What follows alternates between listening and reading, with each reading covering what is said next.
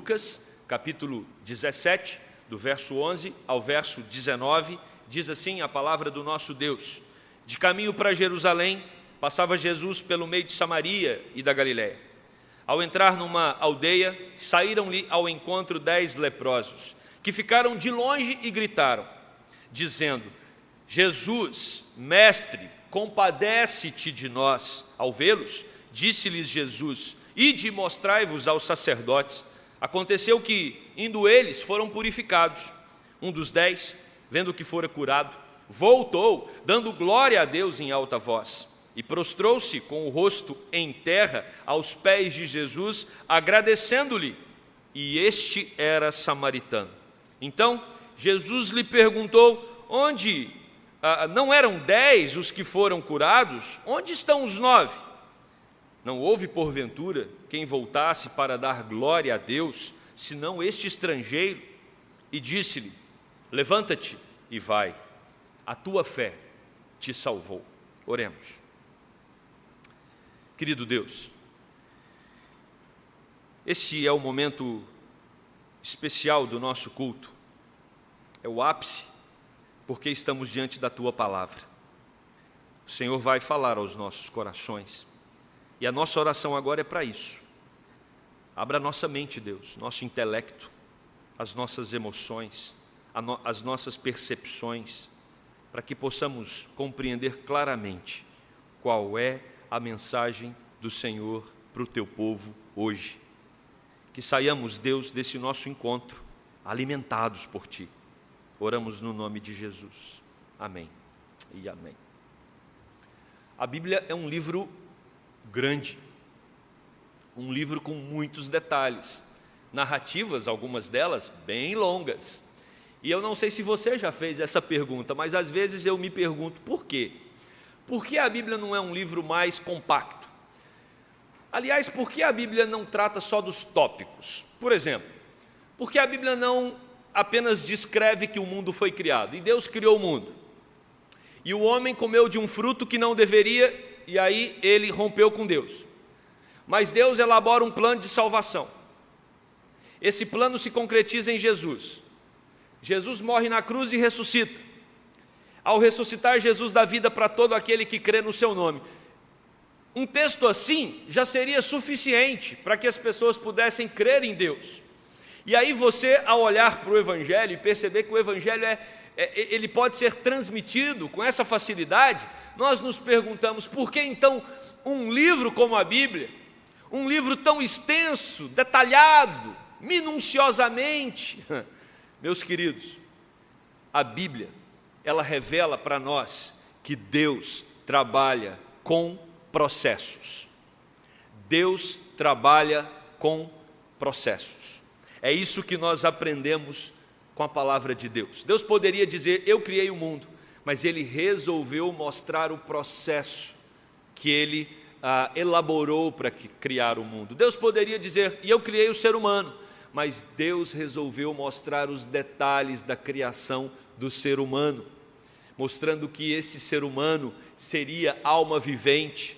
Deus criou a imagem e semelhança. Deus trabalha com detalhes, Deus trabalha com processos. Isso precisa ficar muito claro para nós. E nos processos de Deus nós percebemos que Ele tem o desafio de revelar a nós quais são os seus propósitos, os propósitos de Deus para o homem, e também os propósitos que agora os homens precisam ter nas suas próprias vidas. Nós olhamos para a Bíblia e nós percebemos a queda. Deus descreve com minúcias a respeito da queda humana. Nós olhamos para a Bíblia e nós percebemos claramente Caim, que ofereceu para Deus um sacrifício desagradável. Olhamos para a Bíblia e percebemos a sociedade pré-diluviana que rompeu-se com Deus, uma sociedade que ignorou a presença de Deus, a companhia de Deus, e os detalhes estão ali expostos. Olhamos para a Bíblia e percebemos os filhos de Jacó, que foram capazes de vender o irmão José como escravo para o Egito. E ali você tem todo o processo desta atitude impressionante dos irmãos de José ao vendê-lo para o Egito. Nós temos na Bíblia a murmuração do povo que foi liberto do cativeiro no deserto. Nós temos na Bíblia todos esses casos e muitos outros que vão mostrar que o coração do ser humano é um coração duro, é um coração onde ele busca a sua própria vontade. O ser humano, ele busca os seus projetos pessoais, os seus desejos desenfreados, as inclinações dos seus próprios corações. Ou seja, a Bíblia revela detalhadamente que o ser humano, ele ignora Deus independente do tempo e da época. Você tem na palavra de Deus com muita clareza esses detalhes que vão dizer para nós que o ser humano, depois do rompimento com o Criador, esse ser humano olha só para si mesmo. E aí, é claro que você vai ter as consequências disso. E quando os problemas vêm, quando as adversidades aparecem, essas adversidades muitas vezes, elas têm o propósito de desajustar os projetos do homem, mostrar para o ser humano que os seus desejos e as suas vontades podem ficar completamente baratinadas. E a pandemia é uma prova disso. Vivemos uma época na história em que percebemos que a sociedade, de maneira geral, e muitos de nós olhamos para um lado, olhamos para o outro, olhamos para a nossa própria vida e ficamos confusos porque não sabemos qual é a direção que as coisas vão tomar. Nós não sabemos dos desdobramentos. Então resolvemos procurar os grandes especialistas, as pessoas que se debruçam para tentar entender toda essa situação que estamos inseridos nela, e então descobrimos que essas pessoas também não têm solução para o problema e elas não conseguem dar uma resposta segura diante de uma adversidade que se agiganta à nossa frente. E aí, a gente percebe a crise financeira, a enfermidade, o desajuste familiar, uma experiência de luto, tudo isso pode nos desestabilizar. Por isso, não podemos esquecer, Deus age através de processos. Você e eu sabemos que Deus tem poder para resolver o problema dessa pandemia de uma hora para outra. Se Deus quiser, de uma hora para outra, Ele resolve o extermínio desse vírus. Mas Deus trabalha com processos, e o processo de Deus, ao permitir algo tão difícil para a humanidade, o processo de Deus não terminou. E quando Deus trabalha com processos, Deus quer nos dizer alguma coisa. Os nossos ouvidos precisam estar abertos, as nossas mentes e corações precisam estar atentos àquilo que Deus está nos dizendo, através desse momento, através desse processo que estamos inseridos nele. E aqui nós estamos diante de um texto, onde você tem 10 leprosos. Esses leprosos estavam com as suas vidas impedidas de seguir o caminho natural. Esses 10 leprosos, ao identificar a enfermidade, eles eram obrigados a ficar excluídos da sociedade. E olha que dado interessante, porque essa lepra era uma doença contagiosa, né? Era uma doença que poderia ser propagada na sociedade. Por isso, esses enfermos eles ficavam separados da população. Vivemos também um momento, claro que por um outro motivo, onde devemos ficar separados uns dos outros. Então, nos assemelhamos nesta hora a esse detalhe que esses indivíduos enfrentavam na época de Jesus. Agora, o que nós não podemos esquecer é que esses homens, esses 10, eram pessoas com famílias. Eles tinham os seus empregos, eles tinham os seus negócios, eles tinham os seus amigos, os seus projetos pessoais.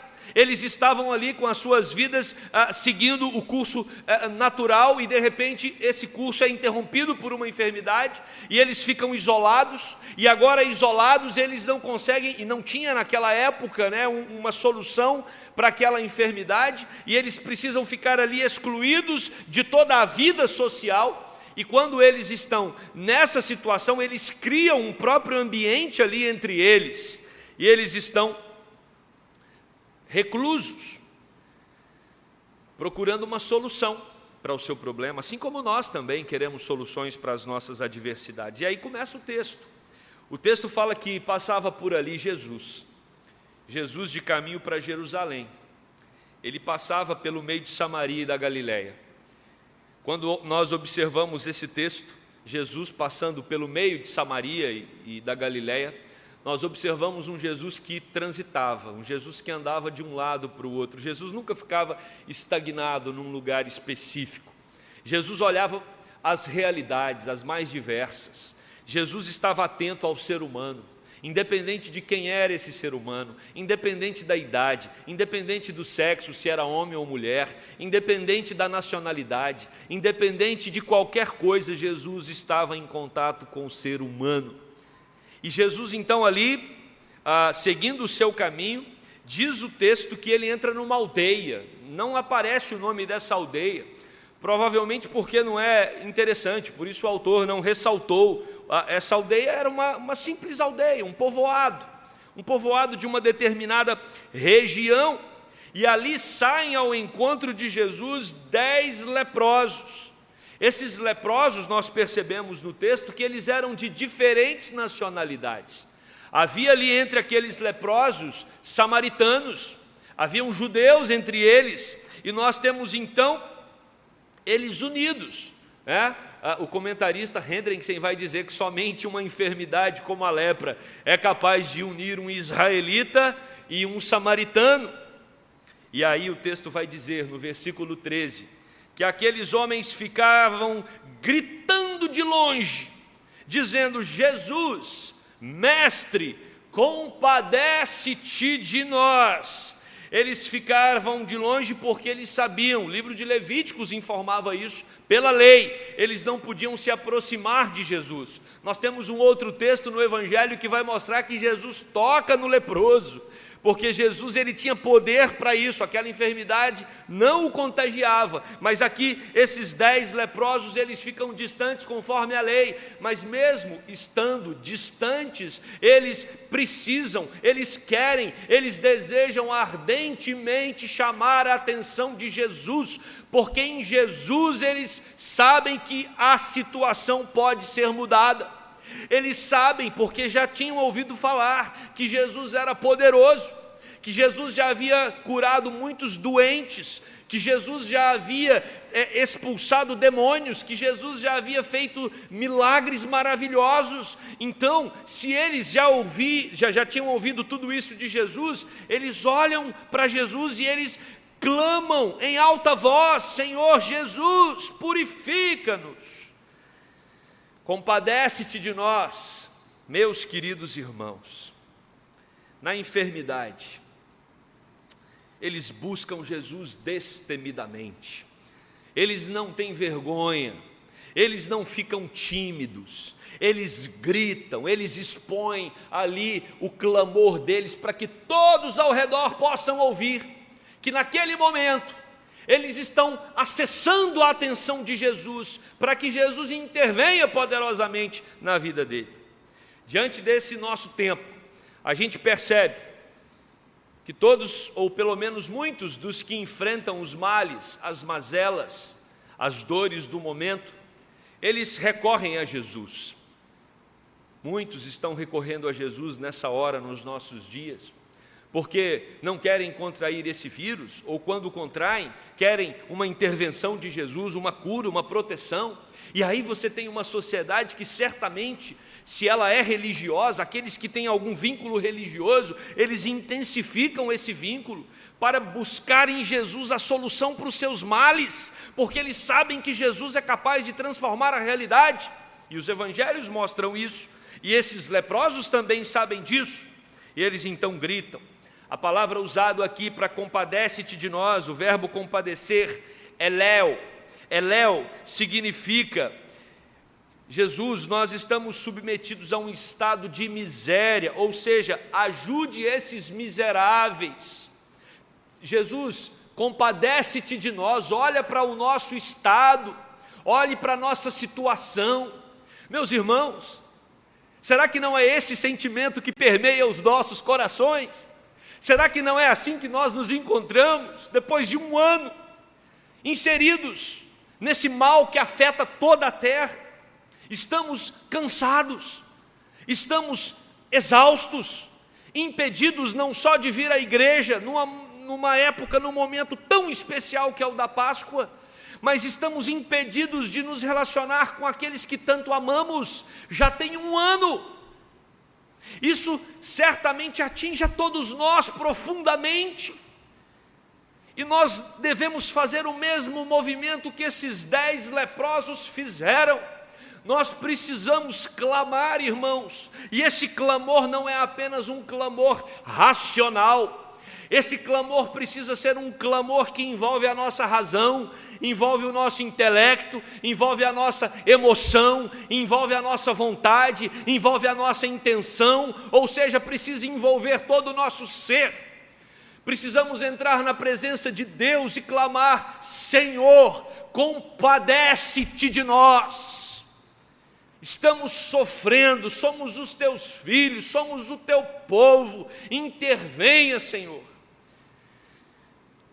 Devemos clamar, porque quando Jesus vem à terra, Ele vem trazer cura também, Ele vem trazer restauração, Ele vem trazer purificação, e aqueles leprosos clamam a Jesus por isso: compadece-te de nós. É interessante, o verso 14 vai nos mostrar que Jesus é aquele que ouve, Jesus é aquele que vê, Jesus é aquele que age. Preste atenção nesses 3 verbos, porque eles caminham juntos com Jesus em seu ministério. Jesus é aquele que ouve, Jesus é aquele que vê, Jesus é aquele que age a favor do seu povo. Por isso a Bíblia nos convida a clamar a Deus o tempo todo, a todo momento, em todas as circunstâncias, porque o nosso Deus não se faz de surdo ao seu povo. O nosso Deus está atento ao nosso clamor. Essa é a essência da Páscoa. Se você observar no livro de Êxodo, o texto vai dizer que Deus viu a aflição do seu povo, Deus ouviu o clamor do seu povo, e Deus agiu a favor do seu povo Israel, para libertá-los da opressão do Egito. Deus está ouvindo, vendo, e precisamos clamar pela ação dele sobre a nossa vida. Esse movimento está na estrutura dos processos de Deus na sua palavra. O Deus que trabalha com processos, dentro do processo ele diz: todo aquele que clamar por mim será respondido. E nós então devemos clamar por ele. Jesus Cristo vê, diz o verso 14, ao vê-los, Jesus se dirige a eles, dizendo: ide e mostrai-vos aos sacerdotes. Aconteceu que, indo eles, foram purificados. Irmãos, nós não sabemos nem mesmo se eles foram curados quando chegaram diante do sacerdote. Alguns comentaristas vão dizer que provavelmente eles foram curados no meio do caminho. No meio do caminho. Esse ato de se mostrar ao sacerdote é como se o sacerdote fosse alguém que iria inspecionar ou inspecioná-los para ver se eles realmente haviam sido curados. E uma vez que eles estivessem curados, eles seriam reinseridos na sociedade. Por isso que Jesus diz: vocês podem ir para o sacerdote. E todos eles, confiando na palavra e no poder de Jesus, fazem um movimento. Algum ali poderia ser incrédulo e dizer: ah, Jesus, o Senhor tem poder para resolver o problema, o Senhor tem poder para resolver a questão agora, o Senhor pode intervir nesse momento, é só o Senhor falar, fica curado. Jesus fez isso na vida de tantos. Para que a gente se deslocar até o sacerdote? Mas Jesus trabalha com processos. E o texto vai nos mostrar que eles, indo até o sacerdote, todos eles foram purificados. Voltaram a ter plena comunhão social e religiosa. Jesus Cristo transformou a vida daqueles 10 homens. E aqui nós temos um movimento que mostra a unanimidade daqueles 10. Todos eles estavam enfermos, todos eles criam que Jesus tinha poder para intervir, todos eles clamam destemidamente, eles não têm vergonha de gritar pelo socorro de Jesus, todos eles obedecem para ir em direção ao sacerdote, todos eles são curados. Deus trabalha com processos, e no processo aprove a Deus curar a todos, mas existe uma palavrinha na Bíblia que muda a rota de muitas situações e mostra como os processos se desencadeiam. Versículo 15 diz: um dos 10, vendo que fora curado, voltou, dando glória a Deus em alta voz. 10 receberam as bênçãos de Deus, 10 receberam a cura, 10 receberam o livramento daquela enfermidade, mas somente um voltou para adorar em alta voz. É curioso, porque os 10 gritaram, suplicando pelo socorro de Jesus, mas somente um volta gritando em louvor e adoração, porque reconheceu que Jesus era o Filho de Deus. E esse reconhecimento está no verso 16, que diz: e prostrou-se com o rosto em terra aos pés de Jesus, agradecendo-lhe. E este era samaritano. Somente um volta para adorar, somente um se rende aos pés de Deus, humilhado diante do Senhor, dizendo: eu te adoro, eu te bendigo, eu te glorifico, tu és Deus. Existe uma gratidão que transborda ali. E o texto vai dizer: esse era samaritano. Os samaritanos não se davam com os judeus. Esse é um problema que aconteceu lá com os filhos de Salomão. Salomão teve 2 filhos. Os 2 queriam o trono. E aí você tem a divisão, o reino do norte, reino do sul. No reino do sul você tem Judá, com a capital Jerusalém. No reino do norte você tem agora Samaria como capital. E eles construíram um templo, em Gerezim, e aí você tem uma divisão do povo de Deus muito marcante. Só que o reino do norte, Israel, se envolveu quando foi levado para o exílio, alguns ficaram e eles se envolveram com pessoas de outras nações. Eles tiveram casamentos mistos e os seus filhos se distanciaram de Deus. Então o judeu não se dava com o samaritano, porque os samaritanos, ou o reino do norte, se transformou num reino misturado, meio envolvido com as coisas das sociedades pagãs, e por isso os judeus se achavam mais puros do que os samaritanos. Mas Jesus, ele diz que o que voltou para glorificar era um samaritano, que o reino do sul, que os judeus consideravam um imundo, é esse que glorifica, é esse que reconhece que Jesus é muito mais do que um curador. Jesus é aquele que transforma, muito mais do que a realidade física. Jesus é aquele que vem para curar a nossa alma. Jesus é aquele que vem para nos dar a salvação. Essa é a principal mensagem da Páscoa. Jesus é aquele que vem para curar a nossa alma e para nos dar a salvação que somente através da cruz, do sacrifício dele, nós podemos obter. Deus trabalha com processos, e os processos de Deus revelam ali, naquele momento, a ingratidão do coração do homem. Nesse processo de cura dos leprosos, Deus revela a saudade que aqueles 9 tinham, a saudade que eles tinham dos seus ídolos, a saudade que eles tinham das suas próprias coisas, dos seus próprios projetos. O foco deles eram as questões pessoais, o amor à bênção e não ao Deus da bênção. Eles estavam apegados a Deus ou a Jesus, ao ponto de gritar pelo nome de Jesus, mas para que Jesus resolvesse o problema deles, e não porque eles queriam acessar Jesus como Salvador das suas vidas. Somente um dos 10 reconheceu Jesus como seu único Salvador. Por isso Jesus faz uma sequência de perguntas. Não eram 10? Onde estão os 9? Não houve porventura quem voltasse para dar glória a Deus a não ser esse estrangeiro? Jesus fica intrigado e certamente triste com toda aquela situação. E não é que Jesus está cobrando aqui algum tipo de gratidão. Nós podemos cair nesse equívoco, achando que Jesus Cristo está cobrando uma dívida de gratidão. Aliás, esse é um tema que nós precisamos, num outro momento, explorá-lo melhor. Às vezes nós fazemos algo para Deus porque nós temos uma dívida de gratidão. Você não precisa fazer algo para Deus para pagar uma dívida de gratidão. Jesus me salvou e eu tenho uma dívida com Ele, eu preciso fazer alguma coisa. Não é dívida de gratidão.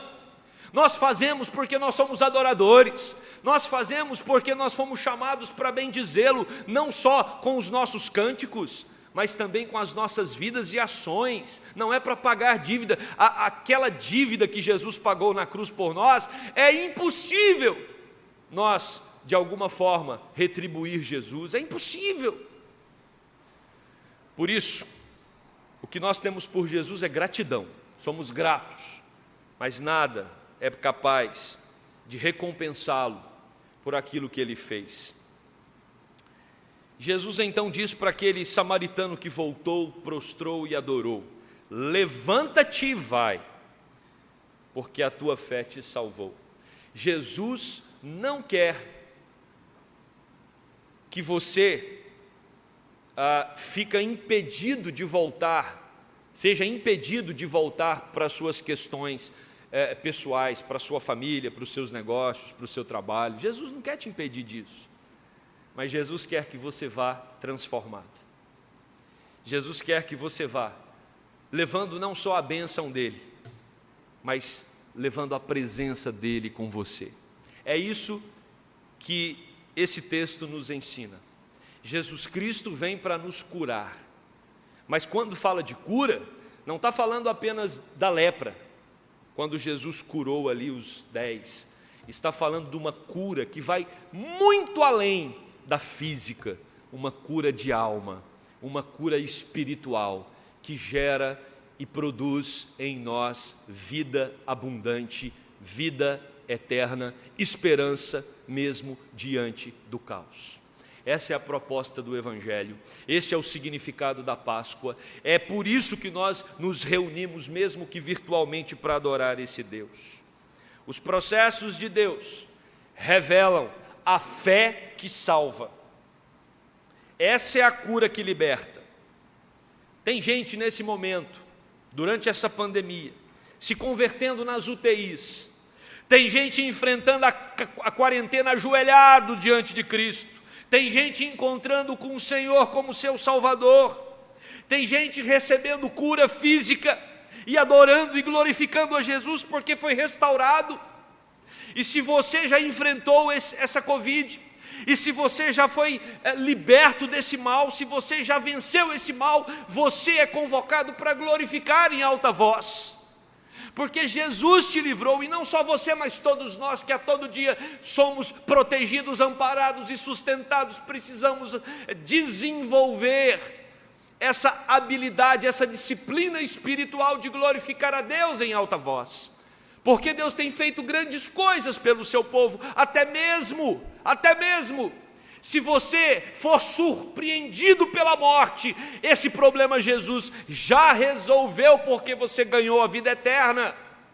Então, meus irmãos, quando nós falarmos da cura que vem de Deus, é uma cura que extrapola muito além da física, é uma cura que nos religa a Deus, nos religa à vida, nos religa à eternidade. Por isso não precisamos temer nenhum dos males que nos cercam, nem mesmo o maior deles, que é a morte, porque a morte já foi pisoteada por Jesus na cruz do Calvário, e é por isso que nós celebramos a Páscoa, a morte e a ressurreição do nosso Senhor e Salvador. Mas por outro lado, tem muita gente no caos, que recebeu a bênção, que recebeu a cura, que recebeu a proteção, a restauração, o livramento, que até clamou por Jesus, mas não o adora, não se curva diante dele, não o teme, não o ama, não o quer, foi atrás dele simplesmente para ser beneficiado, foi atrás dele simplesmente para pegar a bênção e ir embora, cuidar dos seus próprios projetos. Não se engane, essa pandemia vai passar, e nós estamos orando por isso, e os corações embrutecidos, endurecidos e rebeldes continuarão. Muitos não vão se voltar para Jesus. Deus trabalha com processos, e no processo tem cura, no processo tem restauração, no processo tem salvação, mas no processo também nós percebemos o quanto o coração do homem é rebelde contra Deus. E eu quero concluir esse sermão dizendo que nós cremos que Cristo continua curando, e temos visto isso nesse momento. Deus intervindo poderosamente na vida de muitas pessoas. Pessoas estão sendo transformadas e estão se curvando diante de Jesus, mas muitos outros também estão sendo curados e estão dando as costas para Deus. É importante lembrar que Deus trabalha com processos. E se nós falamos na introdução que teve o processo da queda, o nosso Deus providenciou a semente da mulher, Jesus Cristo. Lá em Gênesis 3,15 vai falar sobre isso, que veio para morrer numa cruz e dar vida. Se teve Caim oferecendo um sacrifício que desagradou a Deus, você tem Abel no processo, oferecendo um sacrifício que agrada a Deus. Se tem uma terra contaminada, Deus providencia uma família, a família de Noé, para que a promessa dele continue através dessa família. Se teve os cruéis filhos de Jacó, que venderam o irmão, você tem Deus no processo, abençoando a vida de José, e usando José para libertar toda a sua família de um momento de fome na terra. Se teve o povo de Arão, se teve o povo com Arão adorando o bezerro de ouro, você tem Moisés no monte, na presença de Deus. Se teve Israel na idolatria, tiveram também os profetas proclamando a voz de Deus contra a nação. Se tiveram 9 ingratos entre os leprosos, teve um que voltou para adorar. E a grande pergunta dessa manhã é: de que lado você está? Quem é você no processo? Quando você olha para um ano de pandemia, o que Deus trabalhou na sua vida? O que foi revelado diante dessa pandemia? Que você pertence a um grupo de pessoas que está o tempo todo orando, pedindo o fim da pandemia, pedindo a restauração, pedindo para que as coisas voltem ao normal, para que você infle o seu ego, para que você mantenha os seus projetos pessoais, para que você continue a sua vida egoisticamente? Ou você pertence ao grupo daqueles, como aquele único que voltou para glorificar, e quando essa pandemia terminar, o que você mais vai querer é estar na presença de Deus, o adorando e o bendizendo? O que Deus tem revelado para você durante esse processo de pandemia? Como você vai terminar? A cruz vem nos libertar da maior das enfermidades, que é a morte, a idolatria. A cruz vem nos libertar da ingratidão. A cruz vem nos libertar do egoísmo da alma. A Páscoa anuncia a verdadeira cura das nossas enfermidades. A fé no Cristo morto e ressurreto, que traz salvação ao coração do homem. Esse é o sentido da Páscoa. Independente de qualquer situação, independente de qualquer adversidade, vamos continuar de joelhos glorificando ao nosso Deus, porque o que nós já recebemos, aquilo que Ele nos ofereceu na cruz, o seu sangue derramado, a sua ressurreição que garante a nossa ressurreição, é o motivo que nos faz orar, glorificar, bendizer e exaltar ao nosso Deus. Clamamos sim pelo fim da pandemia, clamamos sim pela cura das pessoas que estão ao nosso redor, mas sabemos que a maior dádiva que temos é a salvação em Cristo Jesus. A Ele toda a honra e toda a glória. Feliz Páscoa a todos os nossos queridos irmãos. Vamos orar. Deus bendito e eterno Pai, aqui estamos nós, diante de um texto que revela que o Senhor trabalha com processos. 10 homens, 10 leprosos, que tinham ali as marcas da enfermidade no próprio corpo, E quando viram Jesus, não tiveram dúvidas. Clamaram em alta voz pela purificação, pela cura, e Jesus os curou. Mas Deus,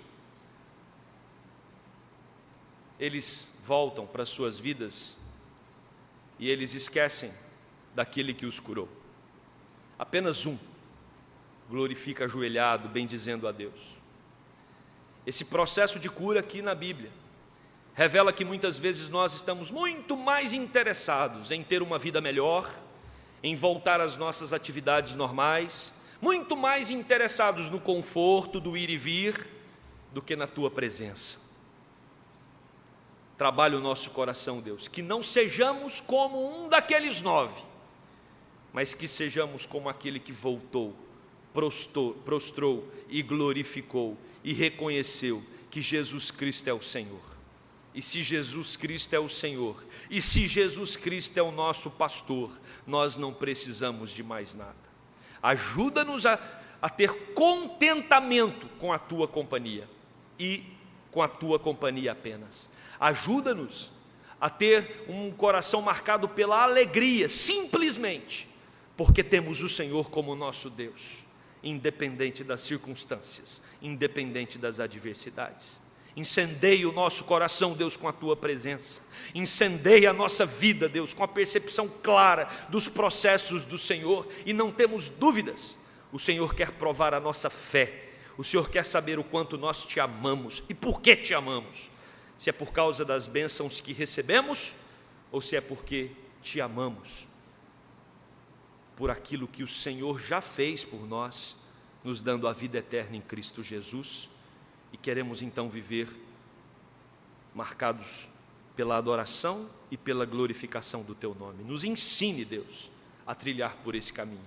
Essa é a oração que fazemos, no nome de Jesus, o Cordeiro Pascal, que tira o pecado do mundo. A Ele toda a honra e toda a glória. Amém.